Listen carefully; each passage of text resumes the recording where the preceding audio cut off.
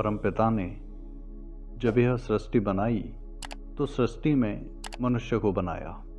मनुष्य की जो बुद्धि है, जन्म से उसे कुछ नहीं आता। मनुष्य हमेशा अपने आसपास के वातावरण से सीखता है। पशु पक्षी आदि को पता है उनके जो नित्य कर्म आदि करने हैं वो कैसे करने हैं, उनकी भाषा जो बोलनी है वह क्या बोलनी है, उन्हें जन्म से पता होता है। परंतु मनुष्य के साथ ऐसा नहीं है। अतः आवश्यक था कि मनुष्य को किसी विधि से ज्ञान दिया जाए।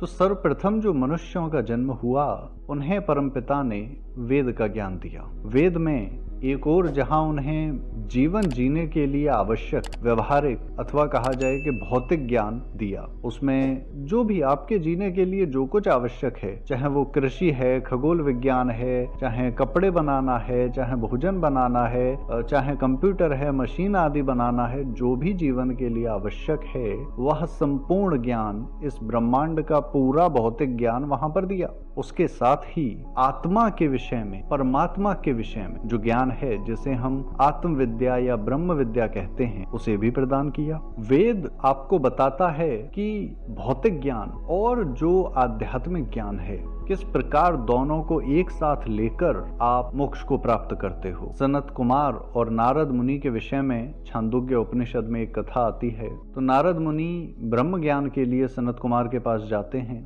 सनत कुमार उनसे पूछते हैं कि भाई किस लिए आए हो। तो नारद मुनि जो कहते हैं वे बताते हैं कि मैंने सभी तरह के विज्ञानों का नाम लेते हैं, गणित आदि, भौतिक विज्ञान, खगोल विज्ञान है ना, रसायन विज्ञान, सभी का नाम लेते हैं। बोले मैंने इस प्रकार का संपूर्ण भौतिक ज्ञान प्राप्त किया, परंतु मेरी अंतरात्मा उससे तृप्त नहीं हुई, अतः मैं आपके सम्मुख प्रस्तुत हुआ हूँ ब्रह्म ज्ञान पाने। तो यहाँ देखिए, पहले भौतिक ज्ञान प्राप्त किया है, उसके बाद ब्रह्म ज्ञान के लिए गए हैं। अब वेद मंत्रों में दो अर्थ मिलते हैं। पहला जो भौतिक अर्थ है जिसमें भौतिक ज्ञान है, दूसरा आध्यात्मिक अर्थ है। परंतु ये बड़ा गूढ़ हो जाता है क्योंकि एक ही मंत्र में दोनों प्रकार का ज्ञान है। इसीलिए ऋषियों ने आध्यात्मिक ज्ञान को अलग करते हुए जो वेद मंत्रों का आध्यात्मिक ज्ञान था उसकी विस्तार से व्याख्या करते हुए ब्राह्मण ग्रंथों की रचना की। परंतु हमारे आपके जैसे व्यक्तियों के लिए उन ब्राह्मण ग्रंथों को पढ़ना भी कुछ मुश्किल हो रहा था। तो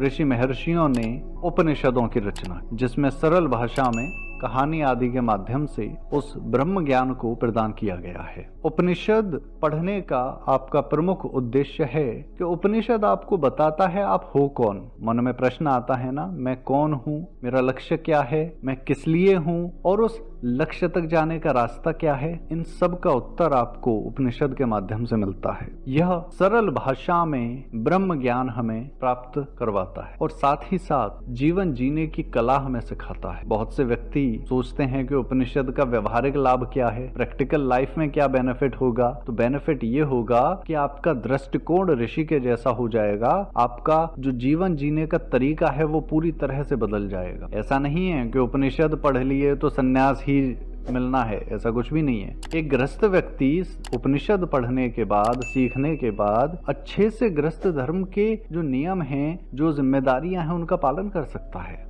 सन्यास लक्ष्य उपनिषद का नहीं है। उपनिषद नहीं कहता कि आप सन्यास लो मुझे पढ़ने के बाद, मुझे समझने के बाद। उपनिषद केवल इतना कहता है कि जो भी करो उसे ईमानदारी से करो, सही विधि विधान से करो। इतना जो सही तरीका है किसी कार्य को करने का, जो सही दृष्टिकोण है मनुष्य का, वह हमें उपनिषद के माध्यम से मिलता है।